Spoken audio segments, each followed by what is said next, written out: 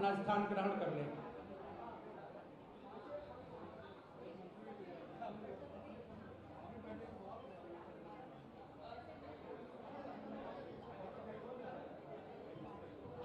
बहन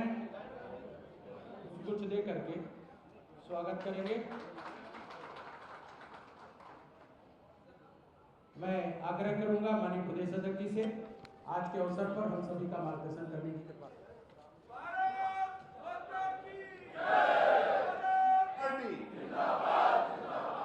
आज मंच पर विराजमान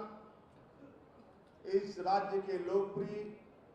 यशस्वी, तेजस्वी, जिनके हृदय में गांव, गरीब, किसान, दलित, शोषित, वंचित, आदिवासी, गिरवासी, वनवासियों के प्रति मुसहर, थारू, बंटानिया, ऐसे समाज के प्रति जिसके पर दिल में दर्द होता है। भारत माता की,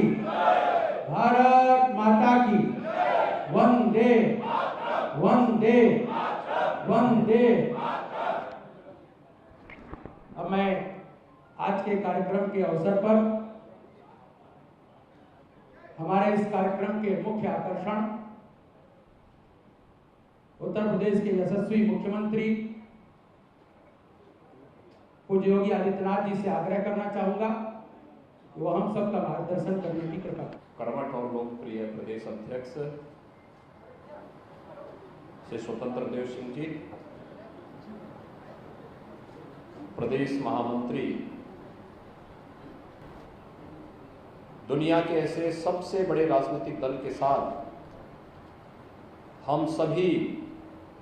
जुड़ करके अपने जीवन के सेवा के कार्यक्रम को आगे बढ़ाने का कार्य प्राप्त कर रहे हैं। इस अवसर पर भारतीय जनता पार्टी के स्थापना दिवस की 42वीं वर्षगांठ के अवसर पर मैं पूरे प्रदेश भर के कोटि कोटि कार्यकर्ताओं को हृदय से बधाई देता हूं, अपनी शुभकामनाएं देता हूं। श्री गोविंद नारायण शुक्ल जी, प्रदेश महामंत्री श्री अनूप गुप्ता जी, प्रदेश सरकार के मेरे सभी सहयोगी मंत्रीगण, पूर्व मंत्री डॉक्टर महेंद्र सिंह जी, महापौर श्रीमती संयुक्ता भाटिया जी, भारतीय जनता पार्टी के सभी पदाधिकारीगण और उपस्थित भाइयों बहनों, प्रत्येक नागरिक को स्वतःस्फूर्त भाव के साथ इस दल के साथ जोड़ने में सफल होता है। आज भारतीय जनता पार्टी अपने यशस्वी नेतृत्व प्रधानमंत्री श्री नरेंद्र मोदी जी, राष्ट्रीय अध्यक्ष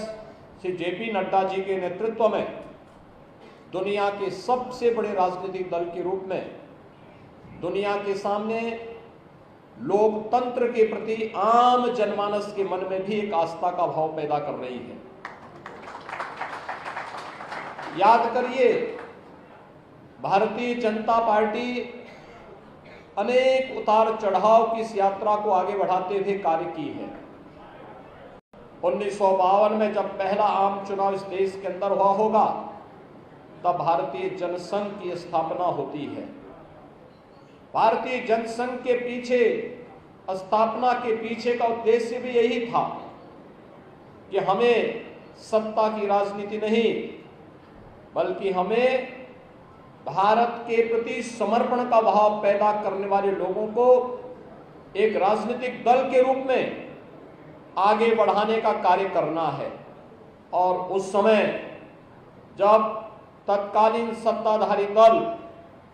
भारत की अखंडता के साथ खिलवाड़ करके कश्मीर को भारत से अलग करने की साजिश कर रहा था, उस स्थापना काल से भी अगर बलिदान देने की आवश्यकता पड़ी, यानी 1 वर्ष के अंदर ही अगर किसी दल ने उस समय अपना बलिदान दिया था, तो भारतीय जनसंघ के संस्थापक अध्यक्ष डॉक्टर श्यामा प्रसाद मुखर्जी ने कश्मीर के लिए अपने आप को बलिदान कर दिया था। और जब भी आवश्यकता पड़ी, इस देश के अंदर आजादी के बाद का सबसे बड़ा सांस्कृतिक आंदोलन से राम जन्मभूमि के प्रति भारतीय जनता पार्टी की समर्पण का, भारतीय जनता पार्टी के कार्यकर्ताओं के समर्पण पर कोई संदेह नहीं कर सकता है। और यही नहीं, जब भारत के लोकतंत्र का गला घोंटने का कार्य हुआ तो लोकतंत्र को बचाने के लिए भी अपनी दलीय निष्ठा से ऊपर उठ करके लोकतंत्र के प्रति हम अपने समर्पण का भाव